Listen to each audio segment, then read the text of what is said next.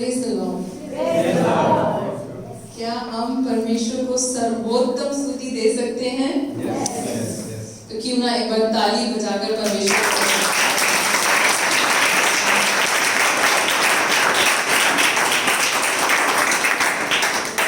Hallelujah. क्योंकि परमेश्वर यीशु मसीह इस बात के योग्य है, सारी महिमा और सारे आदर के योग्य है। तो इससे पहले कि हम वचन में जाएं, क्यों ना हम प्रार्थना करें, अपने सरों को झुकाएंगे और प्रार्थना करेंगे। प्यारे पिता परमेश्वर, तेरे इस दिन के लिए धन्यवाद, इस समय के लिए धन्यवाद।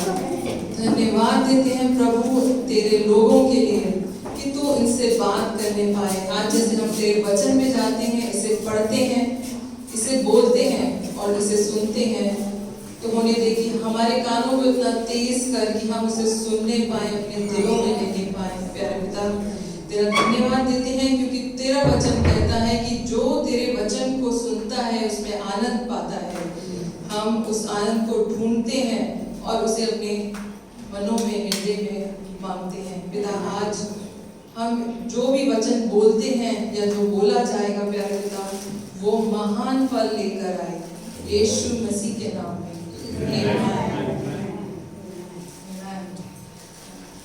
आज जो मैं आपसे शेयर करने जा रही हूँ वो मेरा मानना है कि आप सभी के लिए है, और जब आप इसे सुनेंगे तो शायद आप अपने निश्चित रूप से आप अपने अंदर उसे रिलेट कर पाएंगे अपनी जिंदगी में।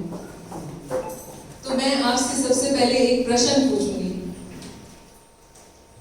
प्रश्न है कि सबसे ज्यादा हम अपनी जिंदगी में क्या जरूरत महसूस करते हैं?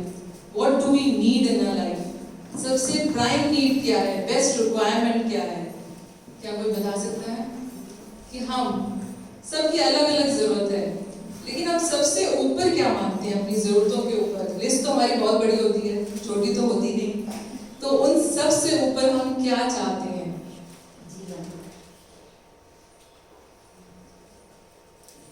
ये प्रश्न है, लेकिन इसका उत्तर क्या है? We need God in our life. We need hand of God. मतलब कि परमेश्वर का जो हाथ है वो हम अपनी जिंदगी में चाहते हैं। चाहते हैं क्या? आवाज नहीं आ रही। चाहते हैं। तो मैं आपसे ये प्रश्न करती हूँ कि हम हाथ क्यों चाहते हैं परमेश्वर का? इसकी हमें क्यों जरूरत पड़ती है? क्योंकि हमें वो संभाले रखे और सब कुछ अच्छे से रखे। बिल्कुल, सब कुछ अच्छे से हो, उसका हाथ हमारे ऊपर बना रहे। हम जैसे पुराने लोग होते हैं, हम कहते हैं अंकल आंटी हमारे ऊपर हाथ रख दो, हमें ब्लेस कर दो, करते हैं ना? तो जब परमेश्वर जो परम प्रधान परमेश्वर है, जिसने सब कुछ रचा, जिसने हमें भी रचा, तो हम उसका हाथ क्यों ना मांगे अपनी जिंदगी में? तो जब मैं आज आपसे ये बात करती हूँ तो ऐसा जो हम मांगते हैं, ऐसा क्यों मांगते हैं? क्योंकि कोई भी बुद्धि, चाहे वो कितनी भी ज्यादा हो, कोई भी इंटेलेक्ट, कोई भी ऐसी क्षमता, कोई एबिलिटी इंसान की, वो इतनी बड़ी नहीं है जितना बड़ा परमेश्वर का हाथ है हमारे ऊपर। तो इसलिए हमें परमेश्वर के हाथ की जरूरत है। हम अपने घर में, अपनी फैमिलीज में हम क्या चाहते हैं कि हमारे ऊपर उसका हाथ बना रहे, हमारे बच्चों पर, शायद हमारे कामों पर, या जैसे हम किसी भी कोई भी जॉब करते हैं तो हम चाहते हैं कि सुबह जब हम घर से निकलते हैं हम सोचते हैं कि परमेश्वर तू हमें लीड करना, क्योंकि घबराहट तो बहुत होती है, कैसे कैसे लोग मिलते हैं। बिजनेस में जाते हैं, शॉप ओपन करते हैं तो हम सोचते हैं कि अरे आज ये कस्टमर आ जाए और वो सब कुछ लेके जाए, सोचते हैं ना? तो मैं आपको इसे वचन के द्वारा करूंगी। हम यहेजकेल की पुस्तक खोलेंगे, आप मेरे साथ देख सकते हैं 43 उसका हम अध्याय जब पढ़ते हैं तो मैं थोड़ा सा आपको यहेजकेल के बारे में बताऊंगी कि कौन था वो एक नबी था, एक याजक था, एक भविष्यद्वक्ता था, और परमेश्वर उससे कैसे बात करता था? परमेश्वर उससे बात करता था अपने दर्शन देकर, वो उसे विजन दिखाता था।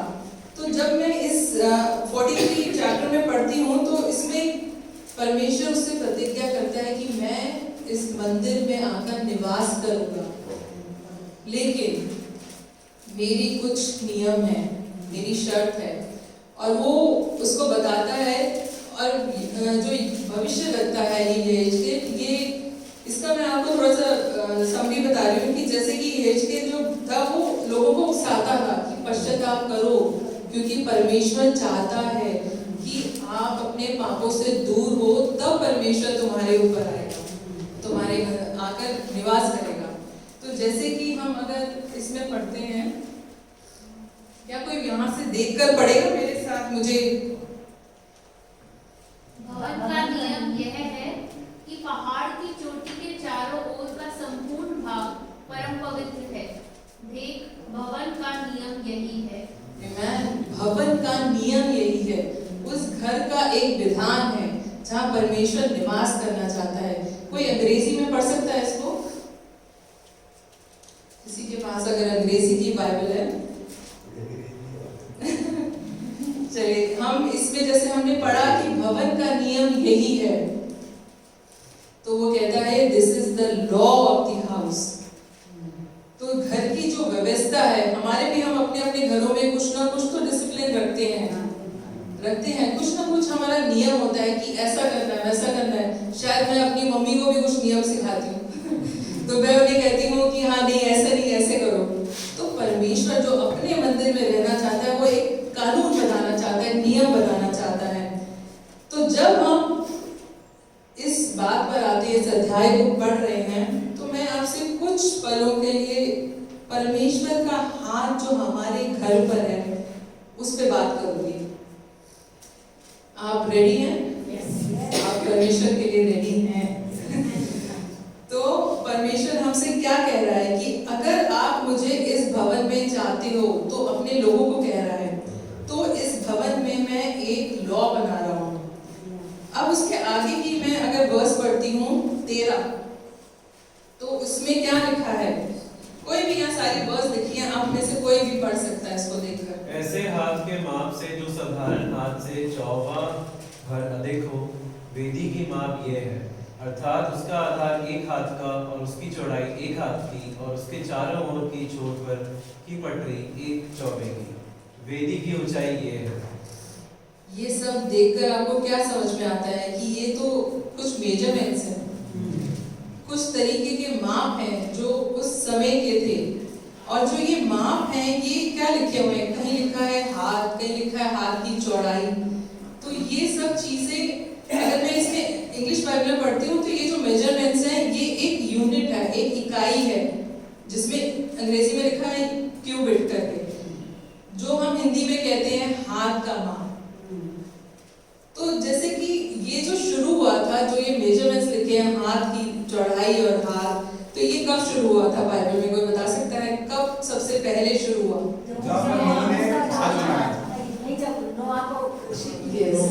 जब नोहा को शिप बनाने के लिए, जहाज बनाने के लिए परमेश्वर ने कहा, उसने क्या कहा? उसने कहा कि तू इतने हाथ की चौड़ाई, इतने हाथ भर, और उसने ये मेजरमेंट्स उसको दिया। तो अब मैं आपको थोड़ा कुछ बताने जा रही हूँ, तो आप इधर देखिए। ये हमारा हाथ है, ठीक है? अब ये जो मेजरमेंट्स हैं, ये कैसे होते थे, हम थोड़ा सा इससे सीखेंगे। मैं 1 मिनट के लिए माइक नीचे रखूंगी। जैसे ये हमारा हाथ है, ठीक है? अब ये जो हमारा हाथ है, ये हमारे हाथ की चौड़ाई। अब जैसे इसे हम यहाँ कोनी पे रखते हैं, जहाँ से हाथ मुड़ता है, तो अगर हम यहाँ से, आप अपने आप करिए, थोड़ा सा हम प्रैक्टिकल करेंगे। ये हाथ है, इसको यहाँ रखें और इसको आप नापना शुरू करें। 1 2 3 4 5 6, इस बड़ी उंगली तक आप नापें। कितना आया? देखिए, अगर हम यहाँ से नापना शुरू करते हैं, 6 आएगा। ये मैंने इसे बार बार प्रैक्टिस करा और मैंने देखा कि ये 6 जो आता है, ये 6 ही आता है हर एक का हाथ। थोड़ा सा ऊपर नीचे हो जाता है। अक्षरा 6 नहीं आ रहा था, तो ये जो मैं आपको कुछ बताना चाहती हूँ, तो मैं यहाँ कुछ पॉइंट दिखाना चाहती हूँ आपको कि जैसे कि उस टाइम पर तो कोई मेजरमेंट टेप्स कुछ स्केल नहीं होते थे जो आजकल होते हैं, तो वो इस तरह नापा करते थे। लेकिन ये क्या हुआ, ये तो 6 था जो इंसान, जो हम एज अ ह्यूमन एबिलिटी है, जो 6 हम काउंट करते हैं। लेकिन ये जो 6 है, ये क्या है? ये हमारी काबिलियत है। तो उसके ऊपर हम क्या चाहते हैं? 6 में अगर हम 1 जोड़ें तो क्या बन जाता है? 7। और वो 7वां हाथ होता है परमेश्वर। और वो परमेश्वर जब हाथ रखता है तो हमारी जितनी भी काबिलियत हो, चाहे, क्योंकि इंसानी रूप में तो हम बहुत चीजें बना सकते हैं। अभी हमें मौका मिला तो हमने वो बुर्ज खलीफा देखा जिसमें 125 फ्लोर हैं, उसके ऊपर भी हैं, लेकिन आपको जाने को 125 तक मिलता है। 60 सेकंड के अंदर आप 125 फ्लोर में चढ़ जाते हो और आपको पता ही नहीं चलता कि आप लिफ्ट में हो। तो कितनी बड़ी टेक्नोलॉजी है जो इंसान ने बनाई।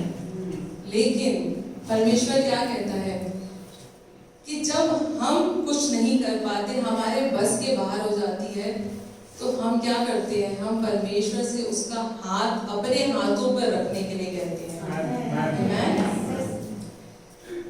मैं यहाँ पर आपको जो ये इकाई है, जो यूनिट है, वो बता रही हूँ। लेकिन मैं आपसे जब नोआ के बारे में बात करती हूँ, उत्पत्ति की किताब में 6:15 में, जब नोआ को बचाने के लिए परमेश्वर ने उसके परिवार को बचाने के लिए जहाज बनाया, नाव बनाई, तो ये सब मेजरमेंट्स तो उस टाइम की थी, ठीक है। लेकिन अब सबसे दिलचस्प बात क्या है कि जो क्यूबिट है, जो इकाई है, जो हाथ की चौड़ाई या हाथ का माप है, उसको हिब्रू भाषा में, जैसे कि अगर हम जो यहूदी आराधनालय होते थे वहां पर सिखाया जाता था, तो वहां पर ये शब्द जो है, ये आमा शब्द करके आता था।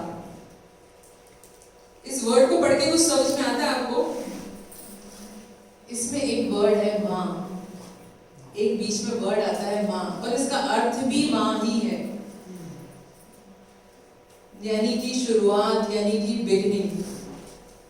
अब जो मैंने आपसे हाथ में ऐसे करके जो प्रैक्टिकल कराया, अब जो आमा शब्द है, ये वहां का हिस्सा है, हमारी बाजू का हिस्सा होता है, ये mother part of the arm होती है।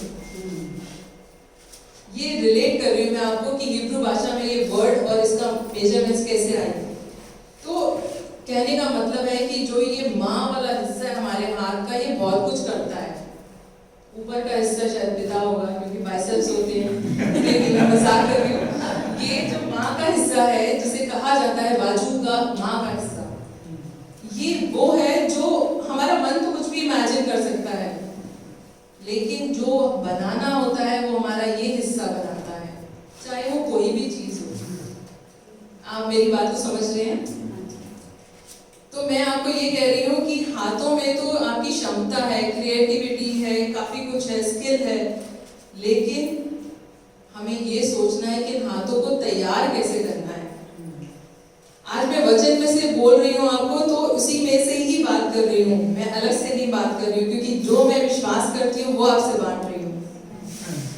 अब ये जो 6 हाथ हमने काउंट करे, ये 6 की संख्या है, ये एक नंबर है, और ये नंबर काउंट होता है ह्यूमन एबिलिटी से, मतलब ये इंसान की है। हाँ, मैं इसके आगे यही बोल रही हूँ कि परमेश्वर ने क्या किया, 6 दिन में तो उसने सब कुछ बना दिया, सब कुछ, सारा काम खत्म कर दिया, लेकिन 7वें दिन उसने क्या कहा कि ये मेरा दिन है और ये आराम का दिन है और ये दिन तुम्हें मुझे देना है। तो इसलिए आज हम इस दिन खड़े हैं परमेश्वर की महिमा करने के लिए। अब इंसान तो अपने हाथों से सब कुछ खड़ा करता है, इतना बड़ा बिजनेस खड़ा करता है, हमारे देव भाई ने इतनी बड़ी फैक्ट्री खोली है, तो इंसान सब कुछ खड़ा कर सकता है, लेकिन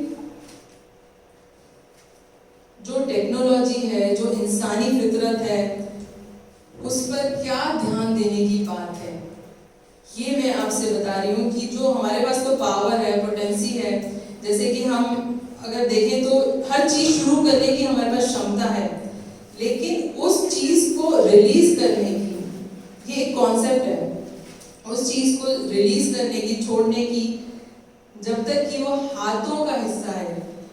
तो जब हम उसे बनाना शुरू करते हैं, शायद हम छोटी चीज से बनाना शुरू करते हैं, लेकिन बनते बनते वो क्या हो जाता है, रियलिटी, वास्तविकता बन जाती है। कि इसके आगे मैं इसी बात पर मेरा पॉइंट है, तो मैं इसको वर्ड से बताऊंगी आपको। आगे नहीं सुना?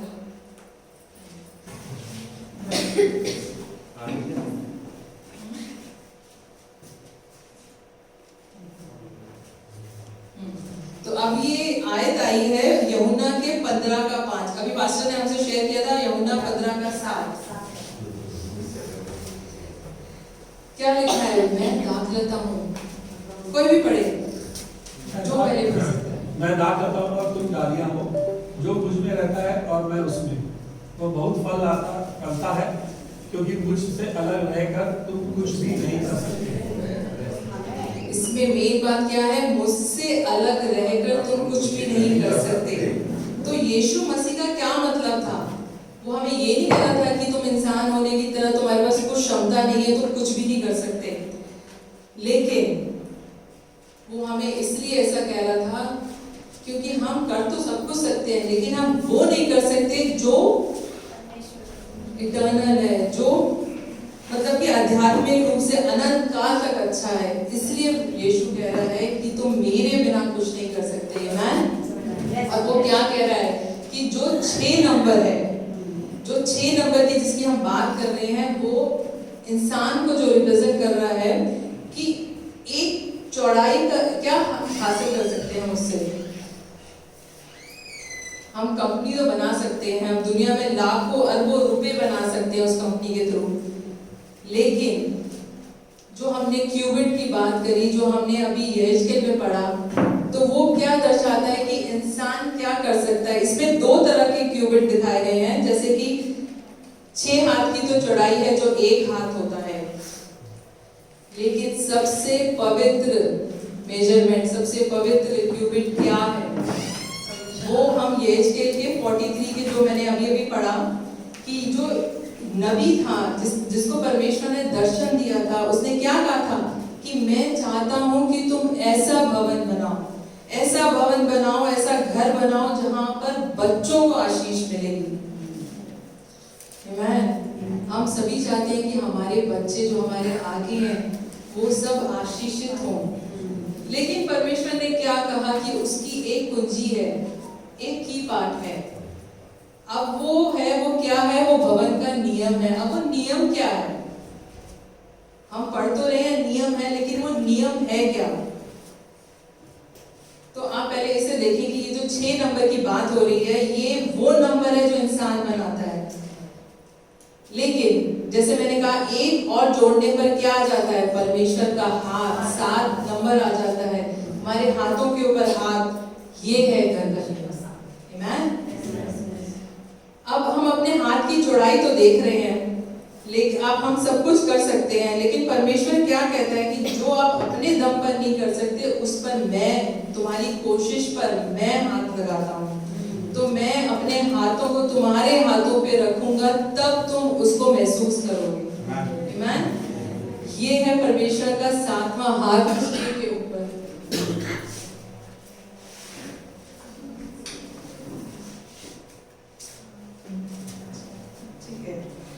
ओके, तो हम बात कर रहे हैं इंसानी टैलेंट की, उसकी फितरत की, कि कैसे वो लोग अपनी प्रसिद्धि बनाते हैं, कैसे वो करते हैं।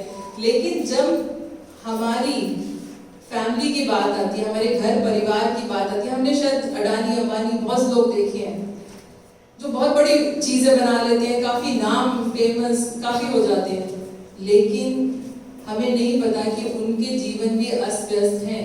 जब उनके घर परिवार की बात आती है तो परमेश्वर का हाथ उनके ऊपर जरूरी होता है, वो उसकी आवश्यकता उन्हें आती है। मैं पहले राजा के 18 में पढ़ूंगी, जैसे कि एलिया ने क्या कहा था। एलिया के बारे में जब हम पढ़ते हैं तो इजराइल में जब अकाल पड़ा था तो उसने क्या किया? उसने प्रार्थना की, उसने प्रार्थना की और उसने प्रार्थना की और उसने क्या किया? उसने जाकर अपने नौकर को कहा कि जाओ बाहर जाके देखो कि बादल आए कि नहीं आए, क्योंकि 3.5 साल तक तो कोई बारिश नहीं हुई थी, लेकिन उसका जो दास था वो जब बाहर जाता है तो वो क्या देखता है, कुछ नहीं हुआ। तो दूसरी बार करता है, तीसरी बार करता है, चौथी बार भी करता है, और जब वो 5वीं बार करता है और 6ठी बार तक वो कर देता है, फिर अपने नौकर को फिर से बोलता है कि तुम जाओ। नहीं, ये काम नहीं कर रहा।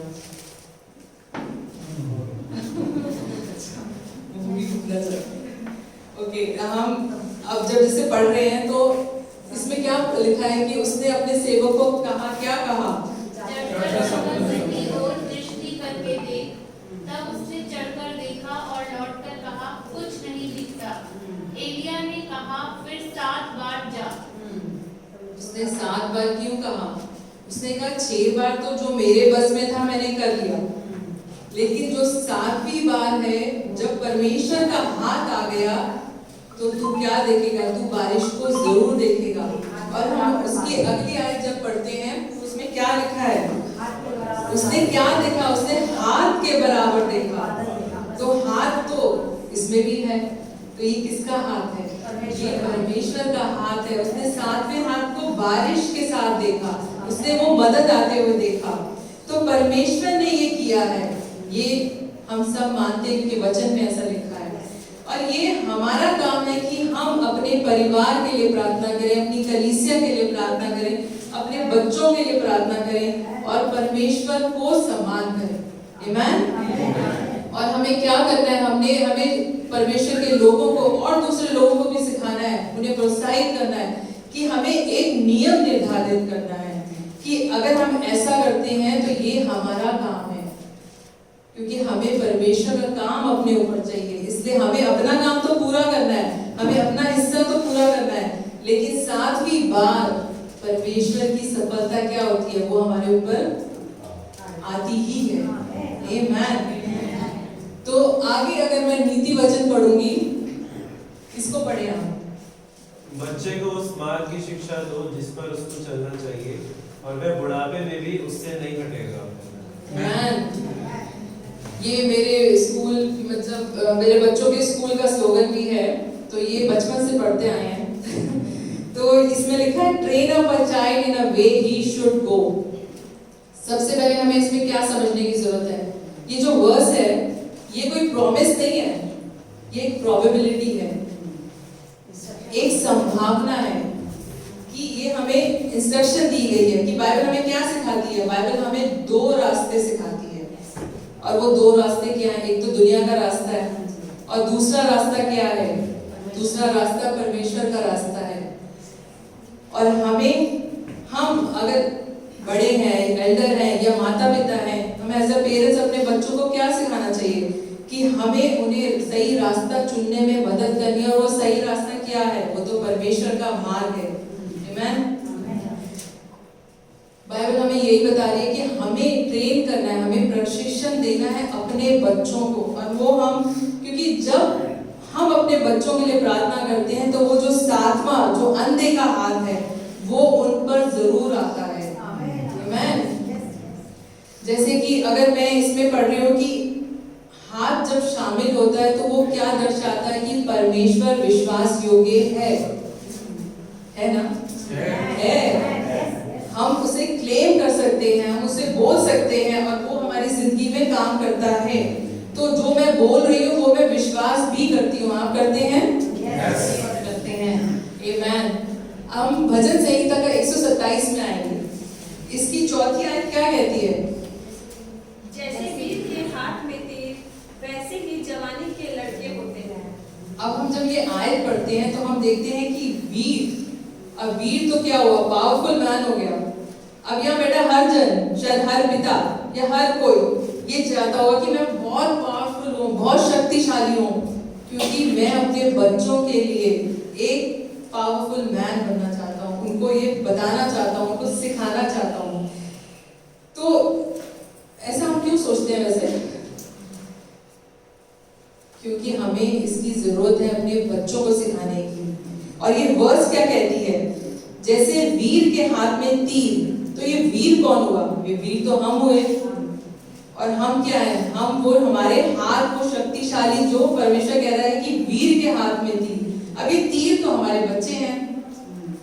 लेकिन जैसे कि मुझे और आपको ये जो सातवें हाथ की जरूरत है, अगर हम ये देखें तो हमारे बच्चे हमारे हाथों में हैं और हम चाहते हैं कि हम उन्हें इतना ट्रेन करें कि जब हम उन्हें आगे भेजें या जब वो दुनिया में जाते हैं, अलग अलग परीक्षाओं में पढ़ते हैं, तो क्या हो, सफल होने के लिए।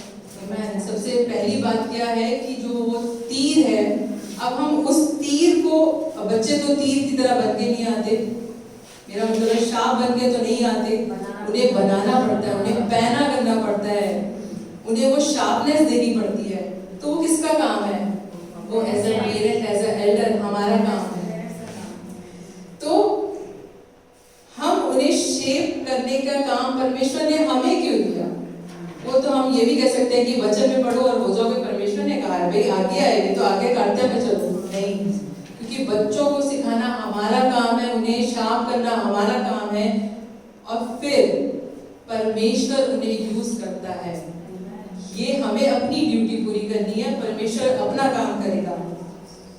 अब हम इसे कैसे करते हैं? हम उन्हें शार्प कैसे बनाते हैं? जब हम चर्च आते हैं, उन्हें बताते हैं कि जो सातवां दिन है वो परमेश्वर का दिन है। हमें क्या करना है? हमें उन्हें बताना है कि तुम्हें चर्च में आकर प्रार्थना करनी है, ये दिन परमेश्वर को देना है।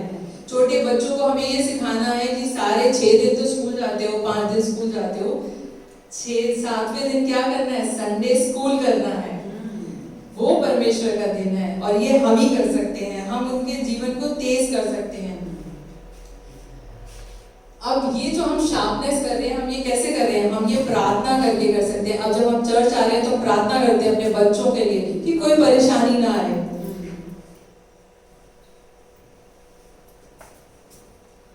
अब वो हम और कैसे कर सकते हैं? कोई कह सकता है? हम उसका कैरेक्टर बिल्ड कर सकते हैं, हम उनका चरित्र निर्माण कर सकते हैं, बाइबल पढ़ के हम उन्हें बाइबल से आयत बता सकते हैं कि ये परमेश्वर की आज्ञा है। तो हमारे पास शब्द तो बहुत सारे हैं, उदारता, शिष्टाचार, आज्ञाकारिता, लेकिन हमें उन्हें क्या बताना है? ये सब मैं आपको बाइबल से ही पढ़ा रही हूँ, मैं खुद नहीं बोल रही है। ये इसमें हमें ये बताना है कि हमें उन्हें आलस और काम के बीच में क्या अंतर है वो बताना है, और हमें सफलता और काम के बीच में क्या है कनेक्शन है वो बताना है। तो हमें उन पे रिस्ट्रिक्शंस भी लगानी है जब तक वो हमारे हाथों में हैं।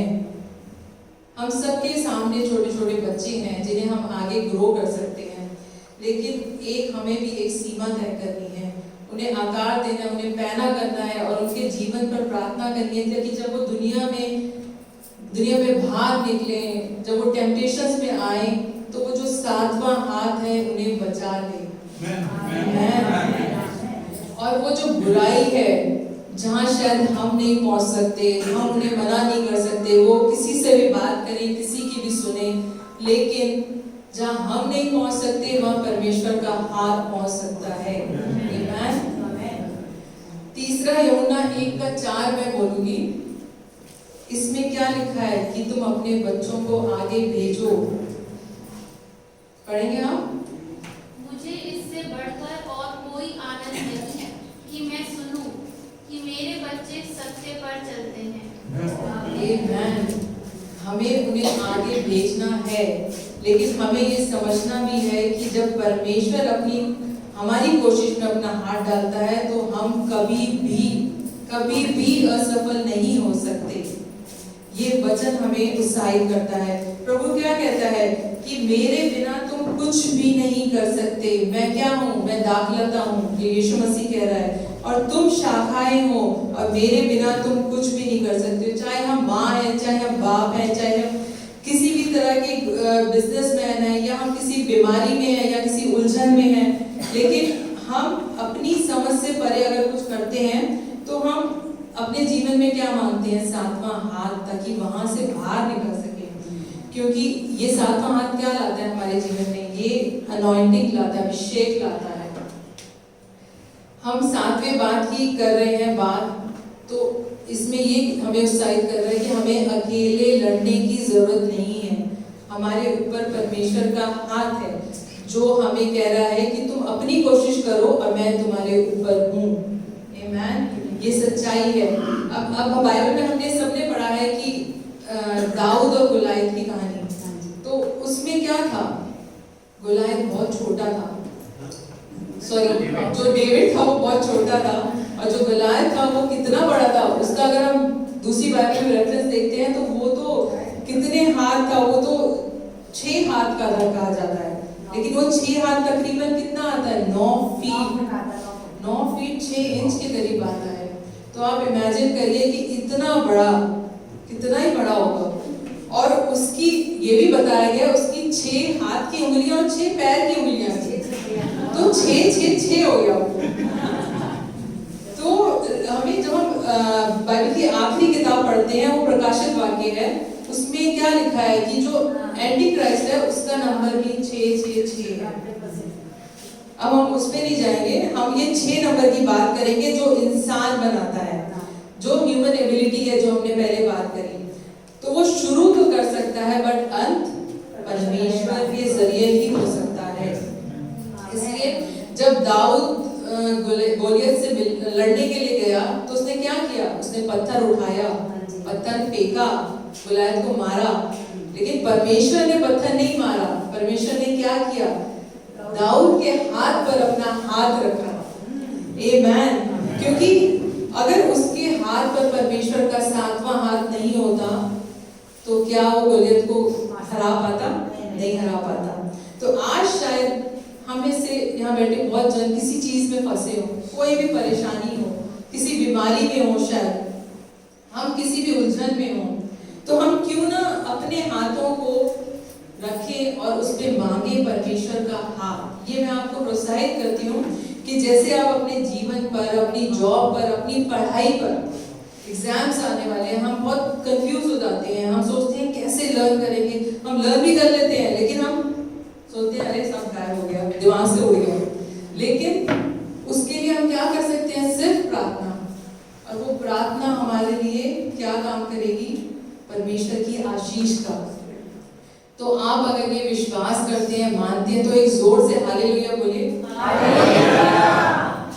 तो हम सब खड़े होंगे और परमेश्वर के आगे शुक्रगुजारी करेंगे कि हमें अकेले नहीं लड़ना है। हम अकेले लड़ने वाले नहीं हैं। हमारे साथ कौन खड़ा है? हमारे ऊपर हाथ रखने के लिए कौन खड़ा है? आमीन।